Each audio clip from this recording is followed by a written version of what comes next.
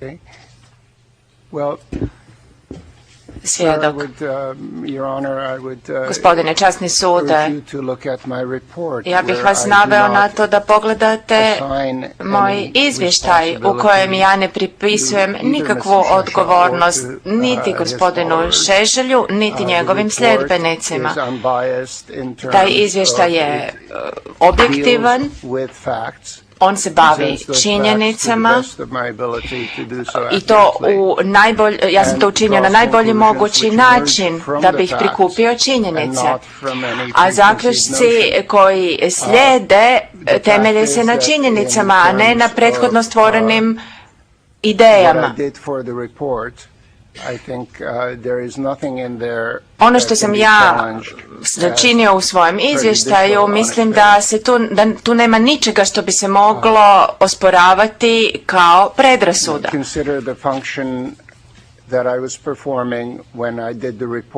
S obzirom na dužnost koju sam obnašao kada sam ja napisao izvještaj, to je jedno, a nešto sasvim drugo što sam radio kada sam napisao ovaj tekst.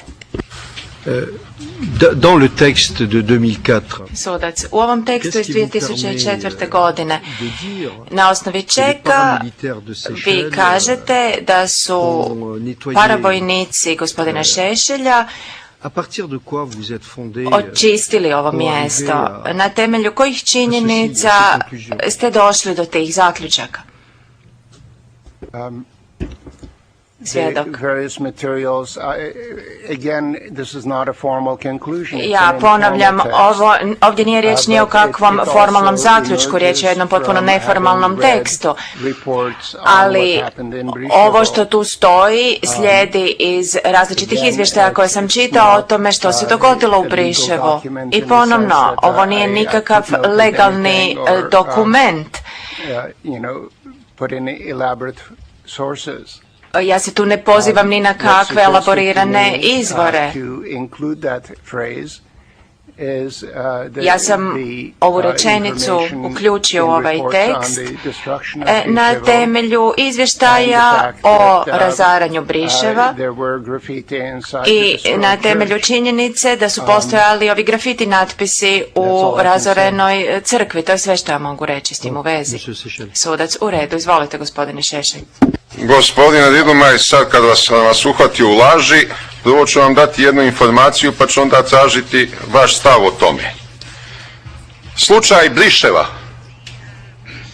obrađen je u presudi Radoslavu Brđaninu, prvostepenoj presudi, u paragrafima 411 i 412. Ja se nadam da to sekretarijat može da pronađe i da vam pokaže na ekranu. Ja imam prevod na srpski jezik toga, ali vam sekretarijat 411 i 412. Opisuje se slučaj Briševa i nigde se ne pominju ni dobrovoljci Srpske radikalne stranke, ni Šešeljevci. Ni reči nema o tome. Šta vi mislite zašto? Paragraf 411 i paragraf 412.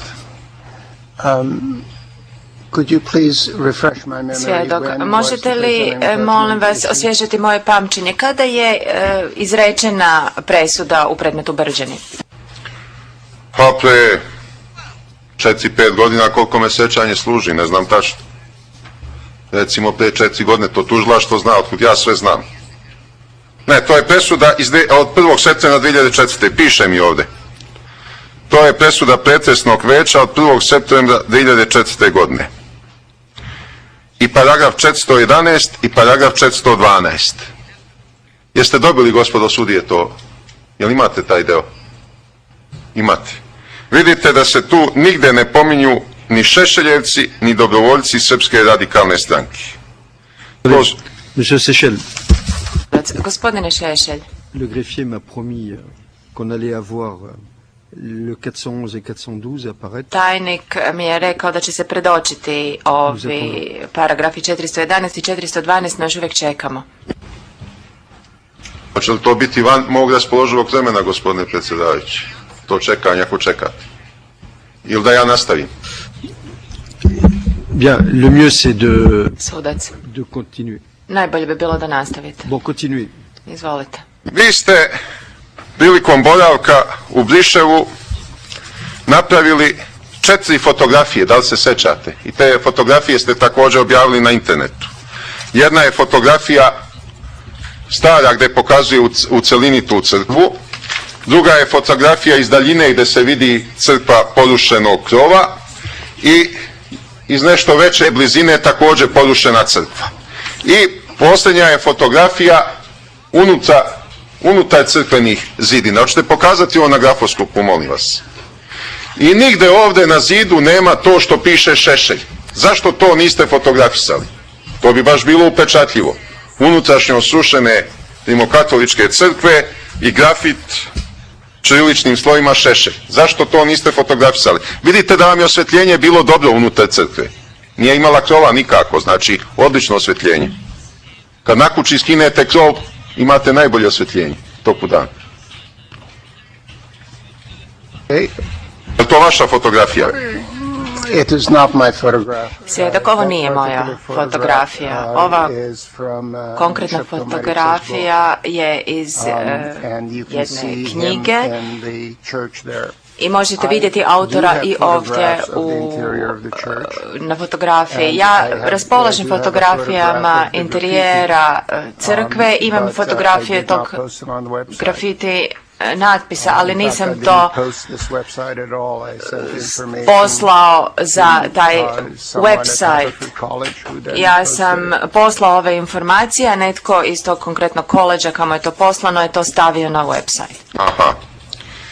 Dobro, gospodine Ridlmajer, da li ste vi nekada negdje napisali da su srpski nacionalisti u Republici Srpskoj doneli neke rasne zakone, zakone protiv mešanja gena, po kojima svaki nesrbin koji bi oženio Srpkinju ili imao seksualne odnose s njom počinio zločin? I remember writing that based on Sjećam se da sam to napisao na temelju objavljenih informacija 1993. godine. Kao što možete vidjeti, taj konkretni tekst nosi datum iz ljeta 1993. Rat je još uvijek trajao i stizali su izvještaji da, na primjer, nesrbi moraju imati istaknute bijele zastave na svojim kućama, da moraju nositi specijalne oznake na rukavima i tako dalje. Dakle, to su bili izvještaji koji su se pojavljivali u tisku u to vrijeme dok je rat još trajao.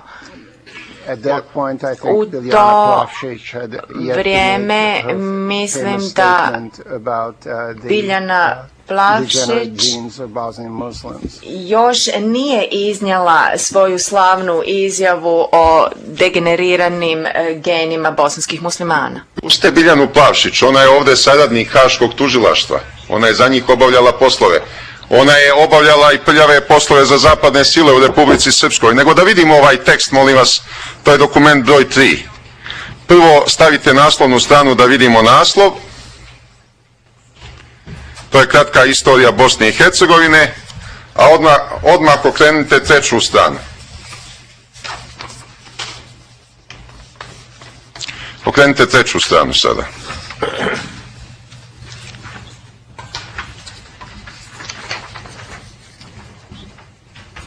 Ovdje vi govorite o progonu muslimana, Hrvata, čak Cigana i Jevreja u Banja Luci i drugim okupiranim bosanskim gradovima. Pa ko je okupirao te bosanske gradove, gospodine Ridlmajer?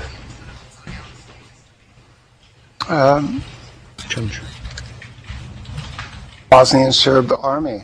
Vojska bosanskih Srba ih je okupirala. Pa su li to Srbi sami sebe okupirali? I te rata su bili ogromna većina u Banja Luci, u susjednim opštinama i tako dalje.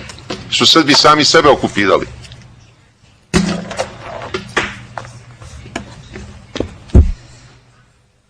No, the Serb nationalist parties in Banja Luka took power by Srpske nacionalne stranke u Banjoj Luci preuzele su vlast pučem u samo predvečerje rata u Banjoj Luci i zbog toga u Banjoj Luci i nije bilo borbi.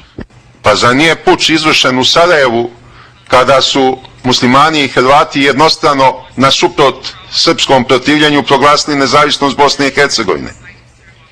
Je vama jasno da niko bez saglasnosti srpskog naroda nije smeo da proglasi nezavisnost Bosne i Hercegovine? Da su Srbi imali status konstitutivnog naroda? Kao istoričar to biste morali da znate.